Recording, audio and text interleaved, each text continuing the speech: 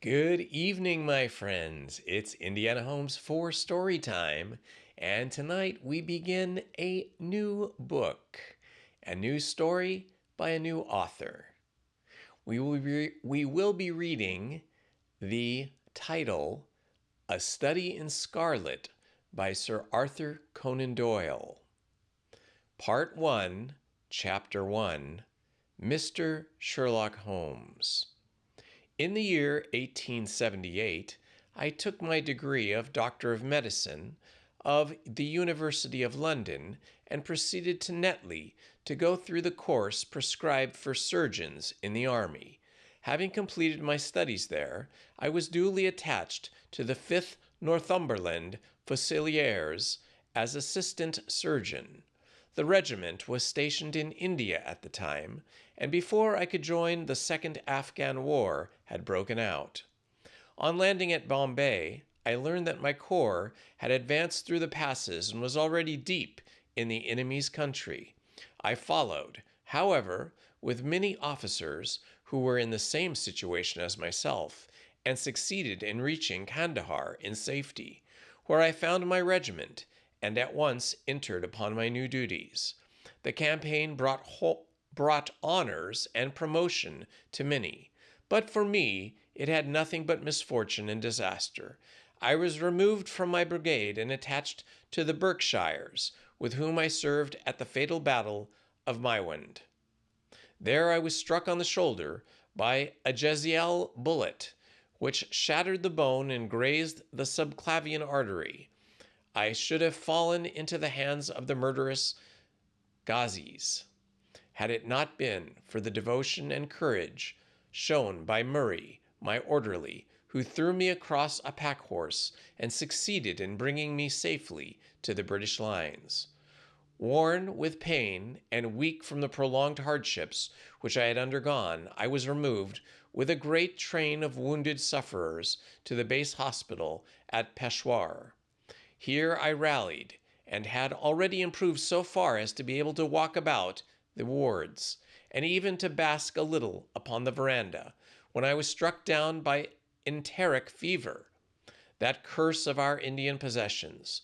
For months my life was despaired of, and when at last I came to myself and became convalescent, I was so weak and emaciated that a medical board determined that not a day should be lost in sending me back to England. I was dispatched, accordingly, in the troop ship Orontes, and landed a month later on Portsmouth jetty, with my health irretrievably ruined, but with permission from a paternal government to spend the next 9 months in attempting to improve it. I had neither kith nor kin in England, and was therefore as free as air, or as free as an income of 11 shillings and sixpence a day will permit a man to be.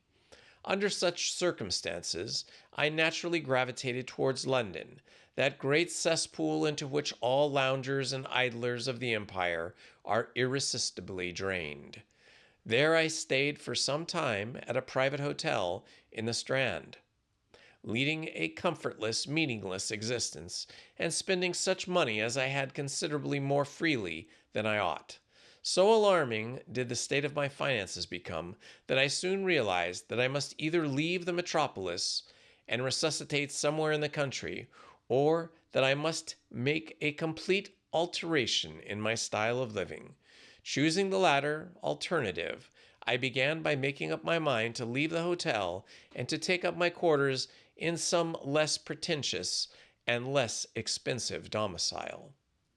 On the very day that I had come to this conclusion, I was standing at the Criterion bar when someone tapped me on the shoulder, and turning round I recognized young Stamford, who had been a dresser under me at Bart's.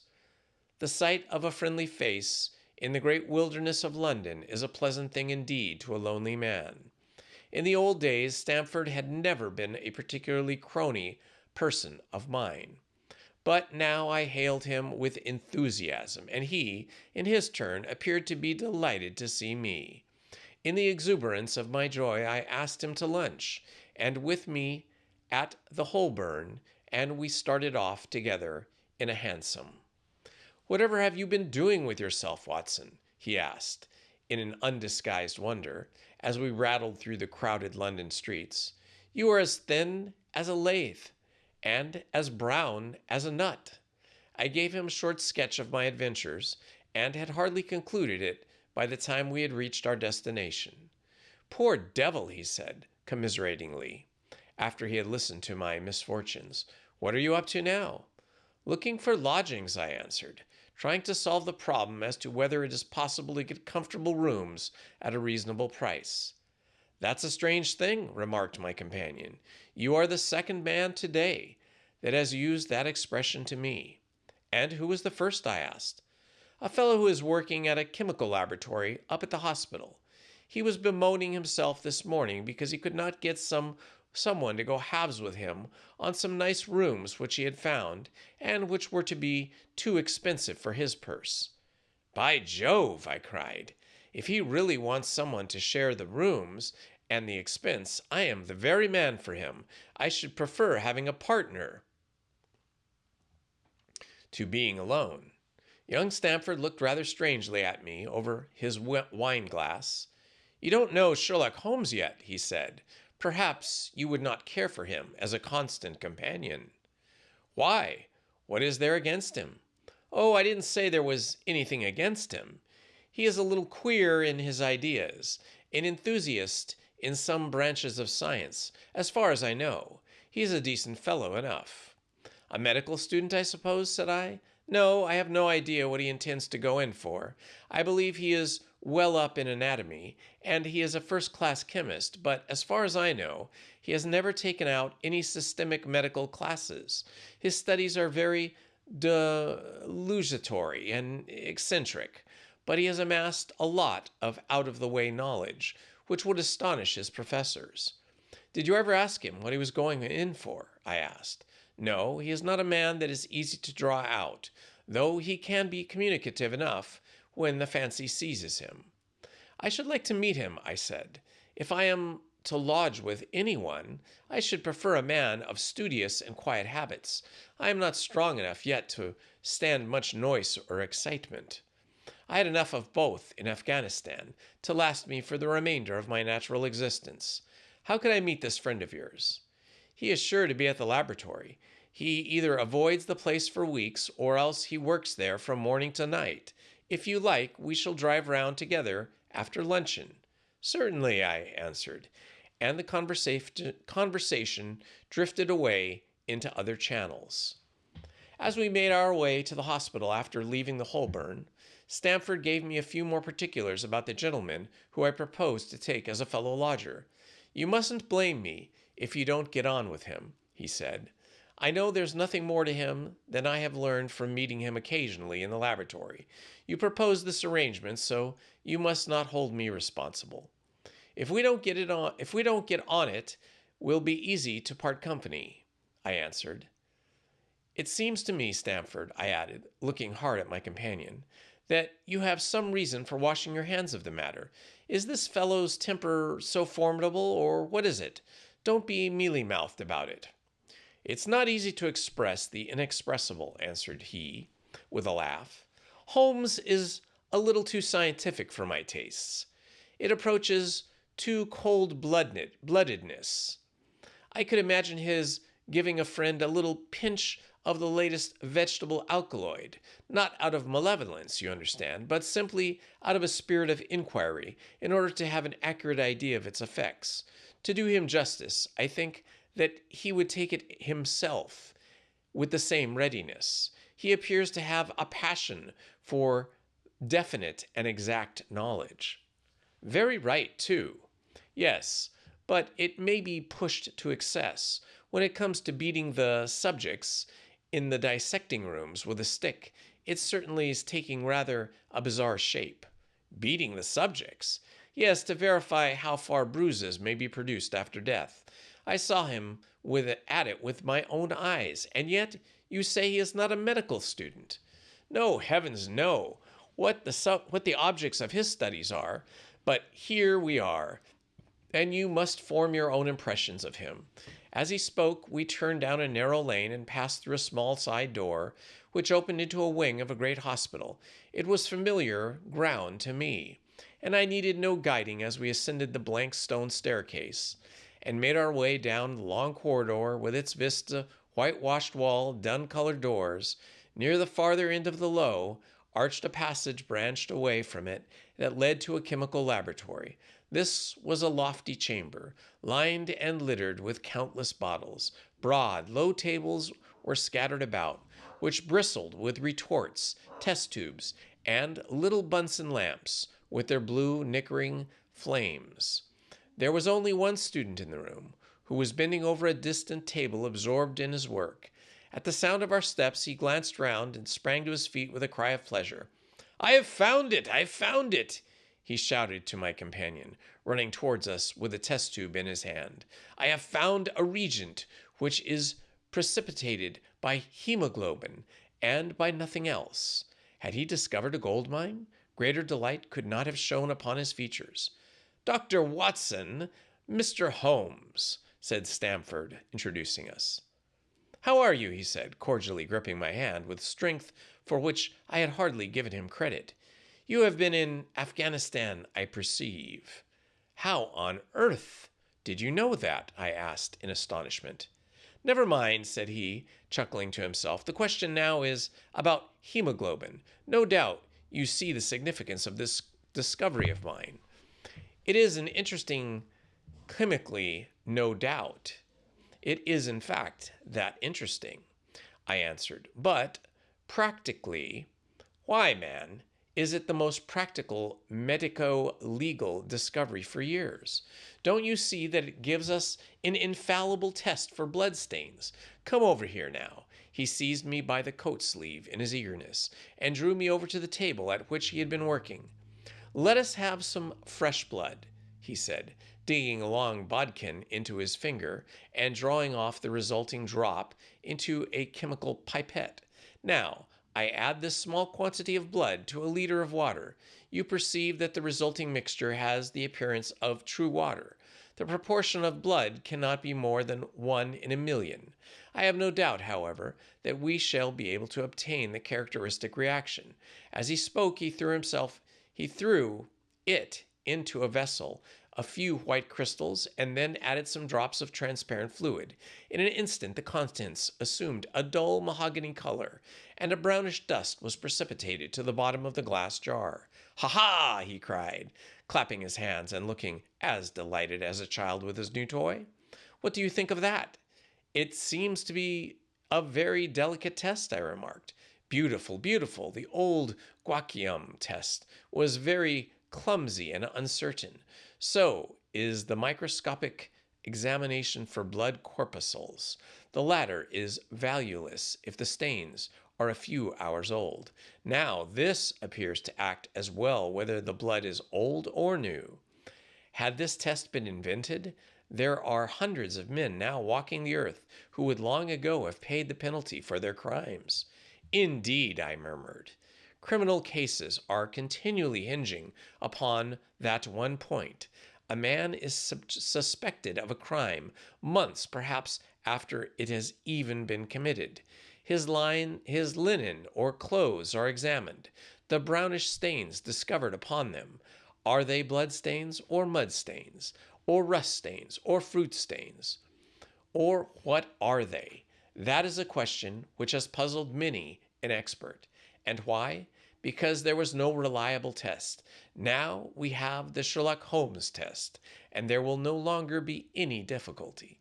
His eyes fairly glittered as he spoke, and he put his hand over his heart and bowed as if to some applauding crowd conjured by his imagination. "You are to be congratulated," I remarked, considerably surprised at his enthusiasm. "There was the case of von Bischoff of Frankfurt last year. He would have certainly been hanged had this test been in existence. Then there was Masson of Bradford, and the notorious Muller, and Lefevre of Montpellier, and Samson of New Orleans. I could name a score of cases which it would have been decisive." "You seem to be a walking calendar of crimes," said Stamford, with a laugh. You might have started a paper on those lines. Call it the police news of the past. Very interesting reading it might be made too, remarked Sherlock Holmes, sticking a small piece of plaster over the prick of his finger. I have to be careful, he continued, turning to me with a smile, for I dabble with poisons a good deal. He held out his hand as he spoke, and I noticed that it was all mottled over with similar pieces of plaster and discolored with strong acids. We came here on business, said Stamford, sitting down on a three-legged stool, and pushed another one in my direction with his foot. My friend here wants to take diggings, and as you were complaining that you could get no one to go halves with you, I thought that I had better bring you two together. Sherlock Holmes seemed delighted at the idea of sharing his rooms with me. I have my eye on a suite on Baker Street, he said, which would suit us down to the ground. You don't mind the smell of strong tobacco, I hope.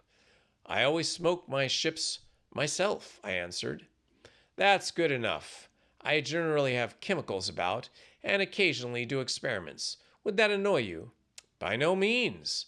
Let me see. What are the other shortcomings? I get in the dumps at times, and don't open my mouth for days on end. You must not think I am sulky when I do that. Just let me alone, and I'll soon be all right. What have you to confess now?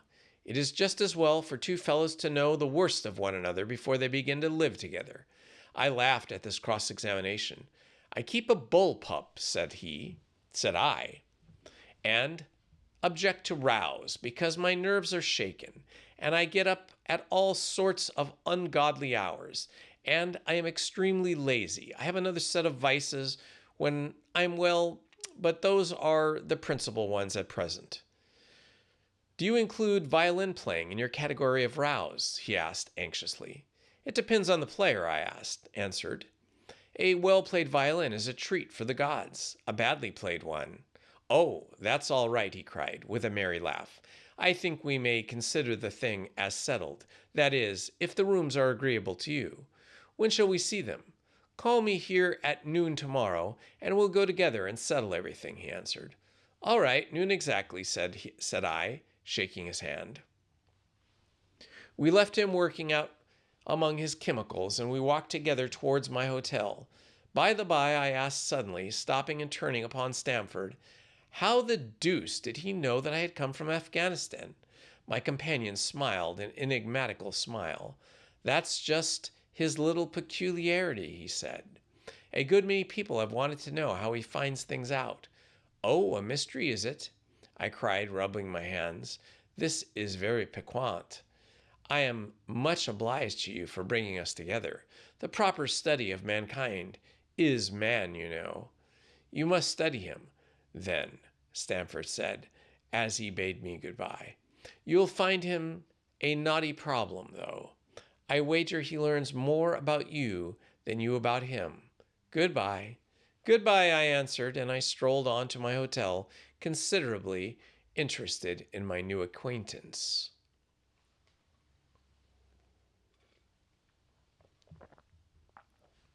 Chapter 2. The Science of Deduction. We met next day as he had arranged and inspected the rooms at number 221B Baker Street, of which he had spoken at our meeting. They consisted of a couple of comfortable bedrooms and a single large, airy sitting room, cheerfully furnished and illuminated by two broad windows. So desirable in every way were the apartments, and so moderate did the terms seem, when we divided between us, that the bargain was concluded upon the spot, and we entered into possession. That very evening I moved my things round from the hotel, and on the following morning Sherlock Holmes followed me with several boxes and portmanteaus. For a day or two we were busy employed in unpacking and laying out our property to the best advantage.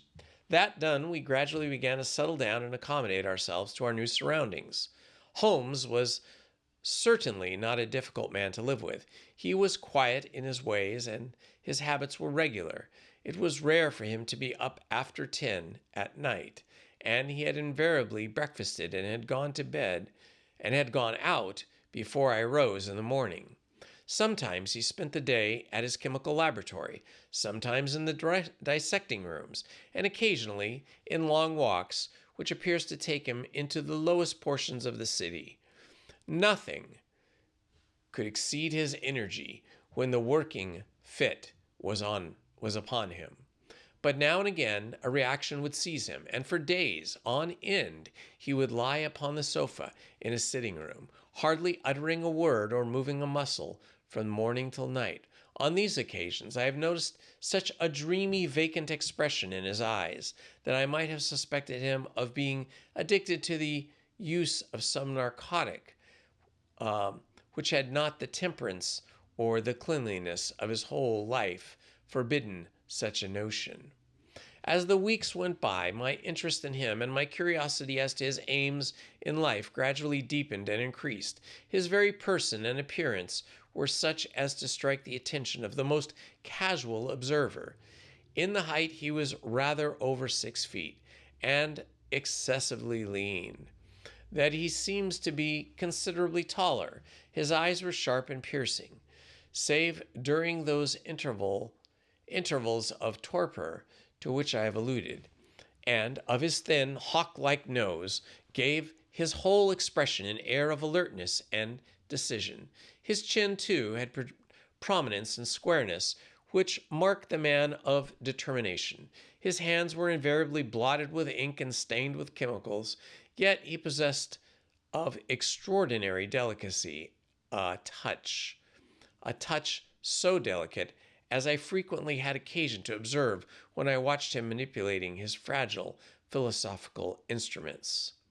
The reader may set down as a hopeless busybody when I confess how much this man stimulated my curiosity, and how often I endeavored to break through the reticence which he showed on all that concerned himself. Before pronouncing judgment, however, be it remembered how objectless I was in my life, and how little there was to engage my attention. My health forbade me from venturing out unless the weather was exceptionally genial, and I had no friends who would call upon me and break the monotony of my daily existence. Under these circumstances, I eagerly hailed the little mercy, or the little mystery, which hung around my companion, and spent much of my time in it endeavoring to unravel it myself. He was not studying medicine. He had himself, in reply to a question, confirmed Stamford's opinion upon that point. Neither did he appear to have pursued any course of reading which might fit him for a degree in science or any other recognized portal for which would give him an entrance into the learned world. Yet his real zeal for certain studies was remarkable, and within eccentric limits of his knowledge was so extraordinarily ample and minute that his observations have fairly astounded me.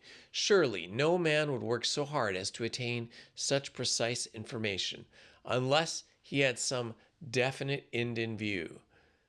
Desultory readers are seldom remarkable for the exactness of their learning.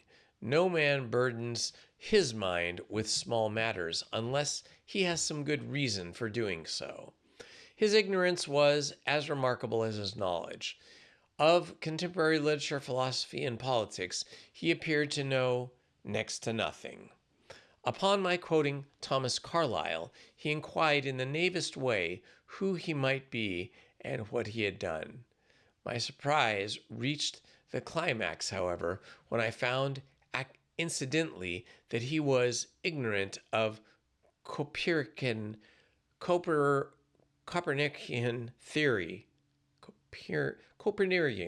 theory, and of the composition of the solar system. That any civilized human being in this 19th century should not be aware that the earth travels around the sun, and appeared to be, to me, such an extraordinary fact that I could hardly realize it. You appear to be astonished, he said, smiling at my expression of surprise. Now that I do know, It shall I shall do my best to forget it. You see, he explained, I consider that a man's brain originally is like a little empty attic, and you have to stock it with such furniture as you choose. A fool takes in all lumber of every sort that he comes across, so that the knowledge which might be useful to him gets crowded out, or at best it is jumbled up with a lot of other things, so that he has a difficulty in laying his hands down upon it.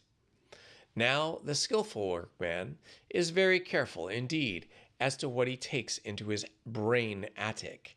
He will have nothing but the tools which may help him in doing his work, but of these he has a large assortment, and all of the most perfect order.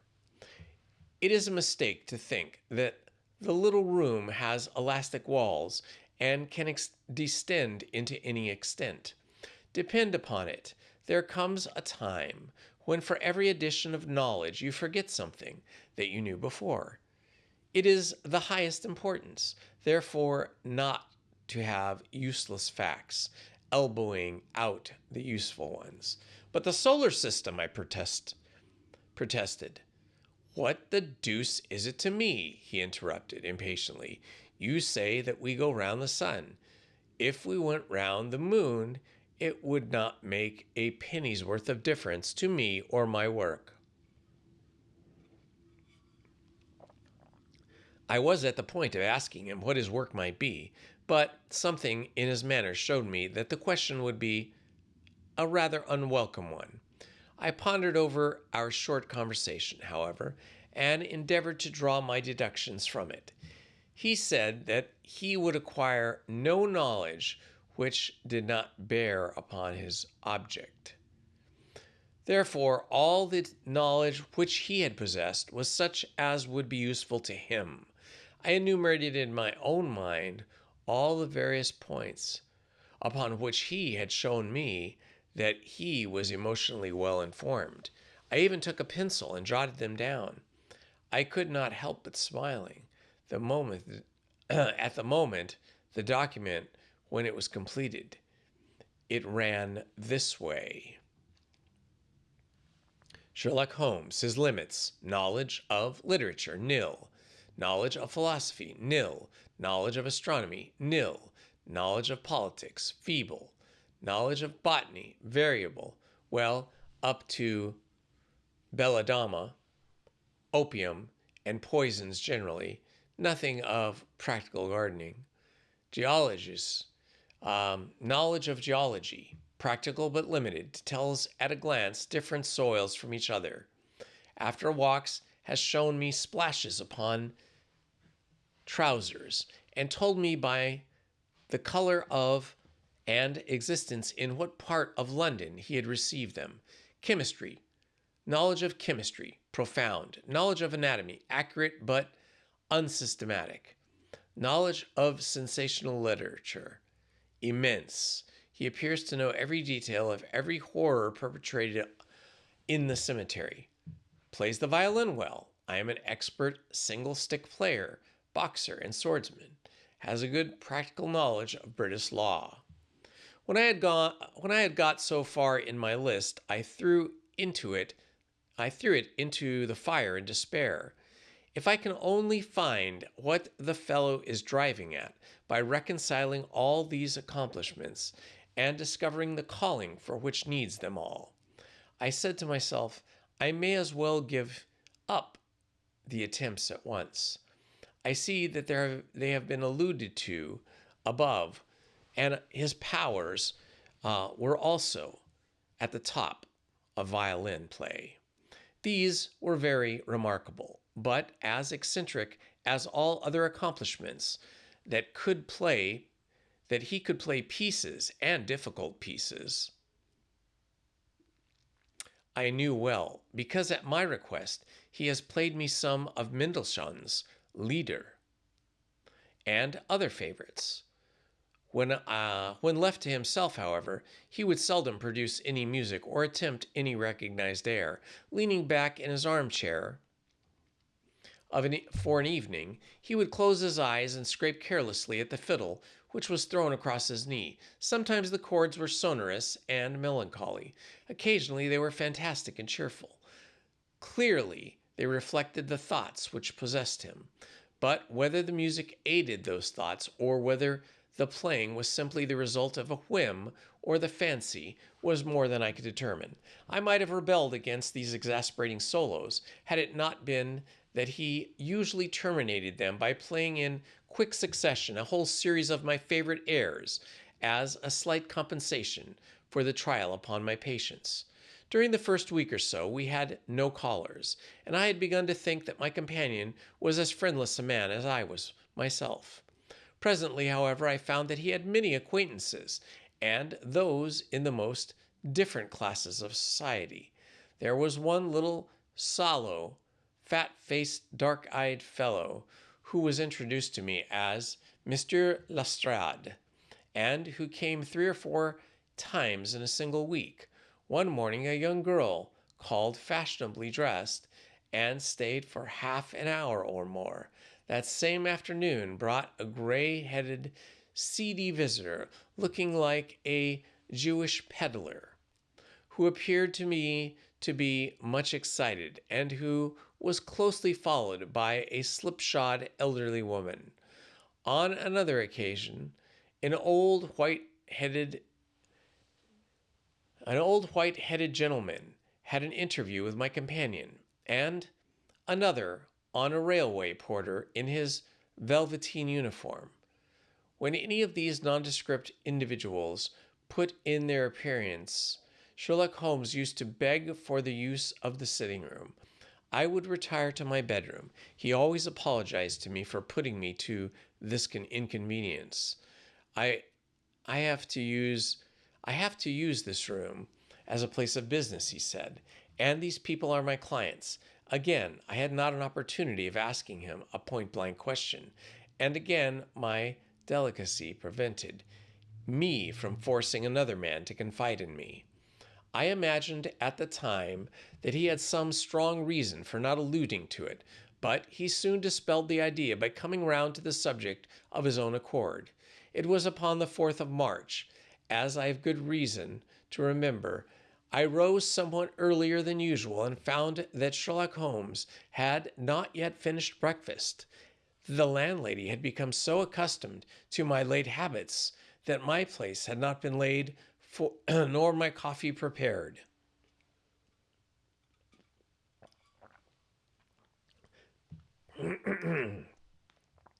With the unreasonable petulance of mankind, I rang the bell and gave a curt intimation that I was ready.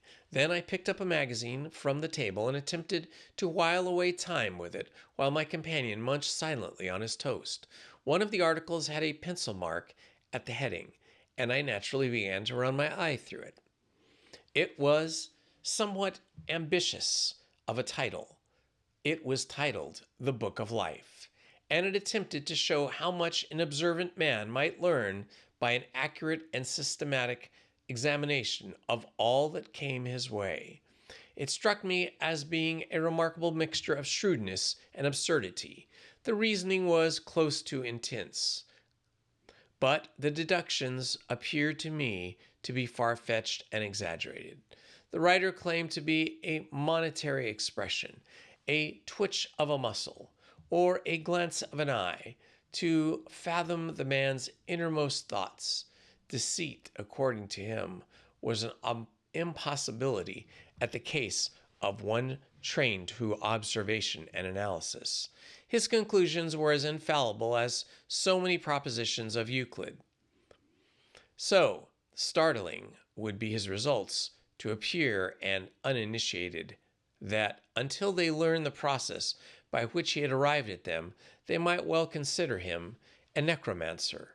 From a drop of water, said the writer, a logician could infer the position of nobility of the Atlantic or Niagara, the nature of which is known whenever we are shown a single link of it, like all the others, the science of deduction, and analysis is one which can only be acquired by long and patient study, nor is it lifelong enough to allow any mortal to attain the highest possible perfection in it.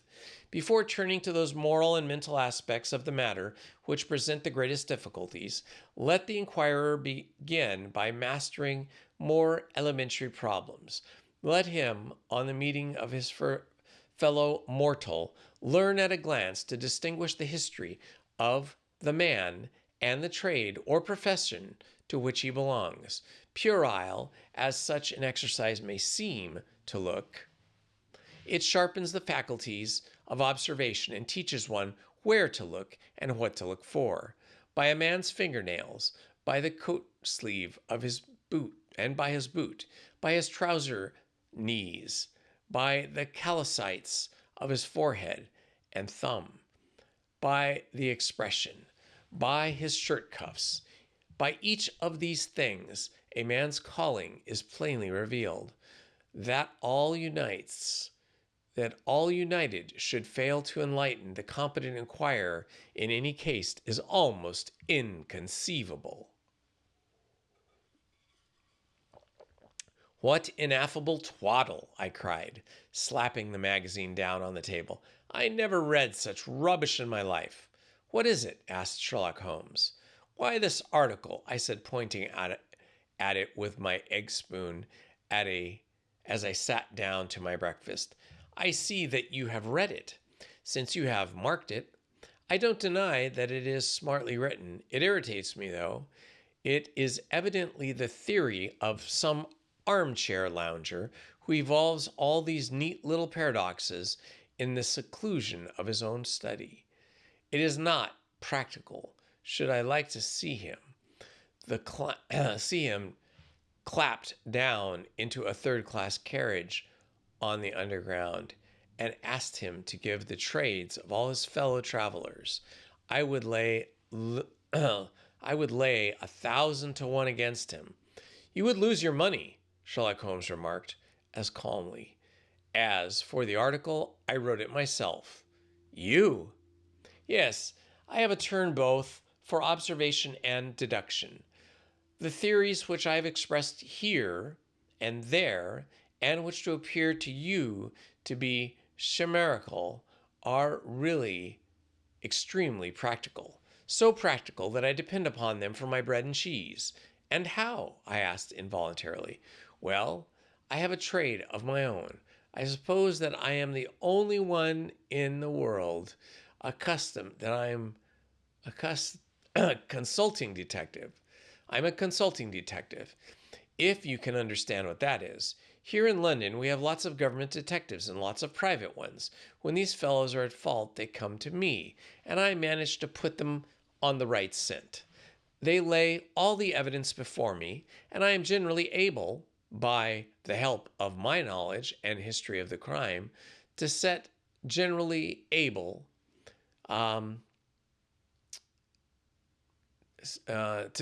them straight. There is a strong family resemblance about misdeeds, and if you have all the details of 1,000 at your finger ends, it is odd if you can't unravel the 1,001st. Lestrade is a well-known detective. He got himself into a fog recently over a forgery case, and that was what brought him here. And these other people? They are mostly sent out by private inquiry agencies. They are all people who are in trouble about something, and a little enlightening.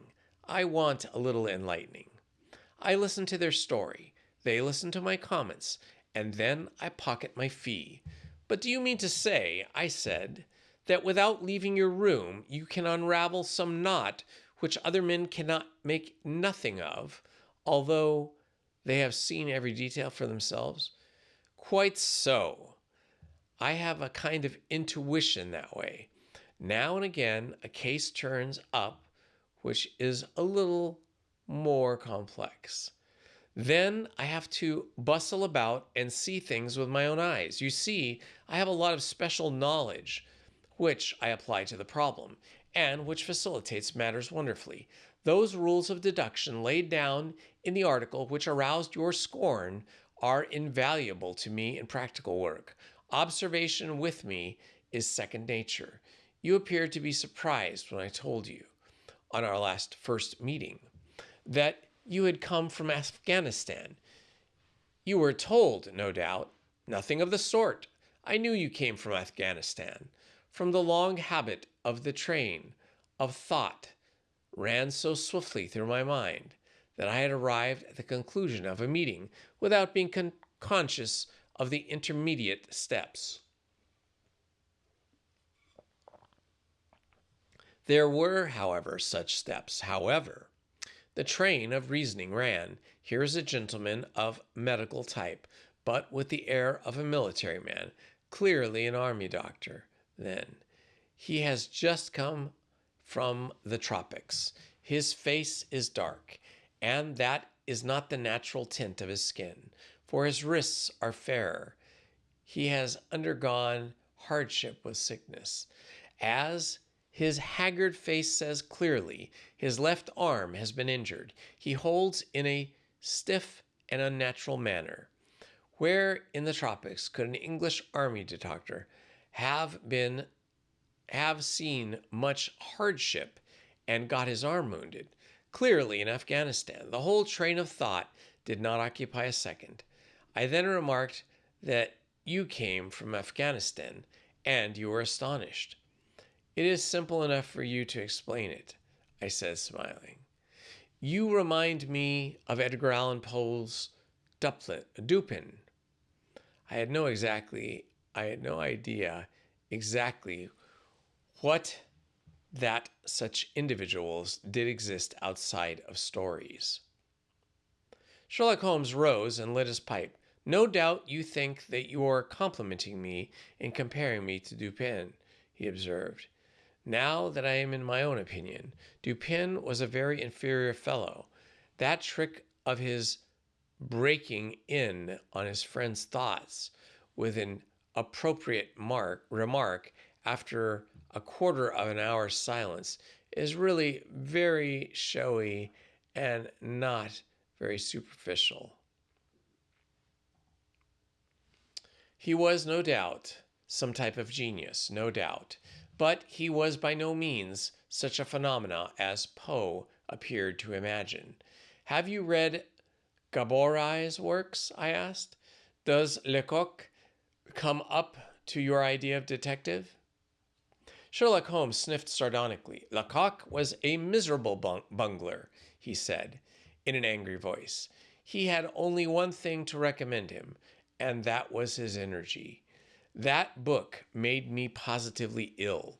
The question was how to identify an unknown prisoner. I could have done it in 24 hours. Lecoq took 6 months or so. It might have been made a textbook for direct detectives to teach them what to avoid. I felt rather indignant at having two characters whom I had admired treated in this cavalier style. I walked over to the window and stood and looked out into the busy street. This fellow may be very clever, I said to myself, but he is certainly very conceited. There are no crimes and no criminals in these days, he said. Querulously, what is the use of having brains in our profession? I know well that I have it in me to make my name famous. No man lives or has ever lived who has brought the same amount of study and natural talent to the detection of crime which I have done. And what is the result? There is no crime to detect, or at most, some bungling villainy with which to motivate, so transparent that even Scotland Yard official can see it through. I still annoyed at this bumptious style of conversation. I thought it best to change the topic. I wonder what that fellow is looking for, I asked, pointing to a stalwart, plainly dressed individual who was walking slowly down the other side of the street, looking anxiously at the numbers. He had a large blue envelope in his hand and was evidently the bearer of a message. "You mean the retired sergeant of the Marines," said Sherlock Holmes. "Brag and bounce," thought I to myself. "He knows more than I can verify his guesses." The thought had hardly passed through my mind when the man whom we were watching caught sight of the number on the door and ran rapidly across the roadway. We had heard a loud knock, a deep voice below, and heavy steps ascending the stair. "For Mr. Sherlock Holmes," he said, stepping into the room and handing my friend a letter. Here was an opportunity of taking the conceit out from him. He little thought about his subscribers.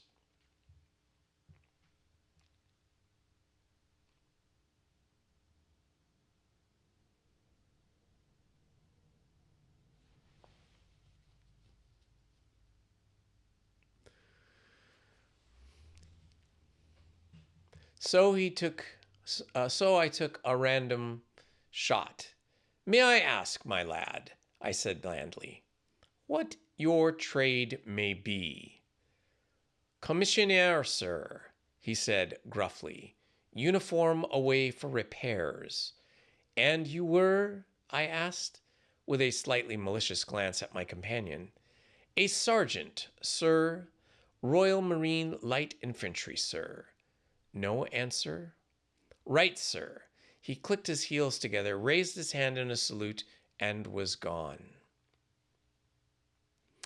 All right, my friends, that is the beginning of our new story, A Study in Scarlet.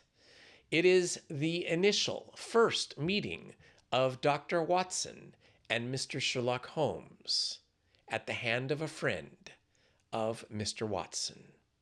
So we now have the two main characters of our story, or our future stories as well, in the Sherlock Holmes series of Sir Arthur Conan Doyle stories that we've been introduced to. And we will learn more about them as we go. But I think we've learned enough for today. And so I'm going to end today's reading at this point. I hope this story meets with your approval. This has been Indiana Holmes. Love to you all, and good night. Please hit the like button, subscribe, and hit the notifications button. Thank you very much.